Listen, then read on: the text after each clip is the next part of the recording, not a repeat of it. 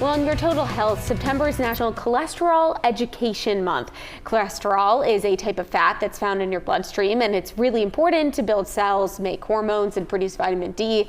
But too much of it can lead to some serious heart health issues. So we're joined now by Dr. Craig Brett from Northern Light Hospital, and you're the chief of medicine there and a cardiologist. So this is a great month to learn about this. Help us understand this bad cholesterol. What makes it so dangerous? Sure. Cholesterol and blood don't mix. It's kind of like oil and water. So cholesterol has to be transported through the bloodstream, and think of it as a vehicle. And that vehicle that transports most of our cholesterol is LDL. It's a protein that transports cholesterol. And so it has a kind of a misnomer of being the bad cholesterol, but it's actually not bad. It's delivering what the body needs. It's only bad when there's too much of it. And at that point, cholesterol can get into blood vessels and cause blockages. Heart attack and stroke can result if the cholesterol gets too high and causes that problem.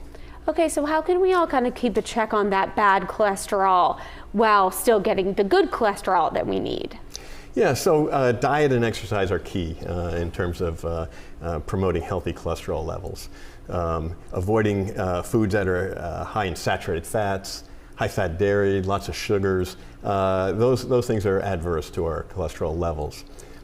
We do have to remember, though, that there's a lot of genetic cholesterol abnormalities. So there are some people who their weight's perfect, their activity level is great, who can run sky-high cholesterol. And those people have a genetic abnormality that needs to be identified. And unfortunately, sometimes these people, they don't suspect, based on their lifestyle, that they have high cholesterol, and years go by where this elevated cholesterol can cause some blockage problems.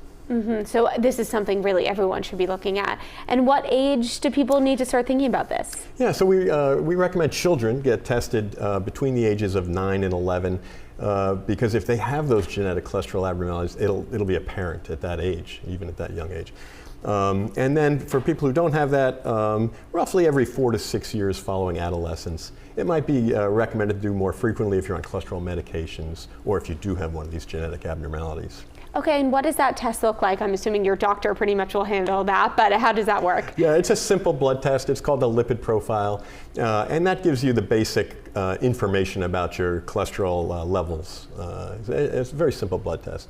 Okay, and beyond this, I'm sure lots of great information from you right now, but if people want to follow up or get some more info, where can they find reliable information about this? I think starting with a discussion with your healthcare provider is always helpful.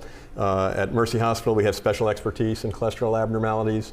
The American Heart Association has great information about cholesterol and other heart healthy habits on their website. Okay, great. Sounds great. So we can all kind of go into this month really thinking about this. Dr. Brett, I appreciate your time and all this helpful knowledge. All right, thank you.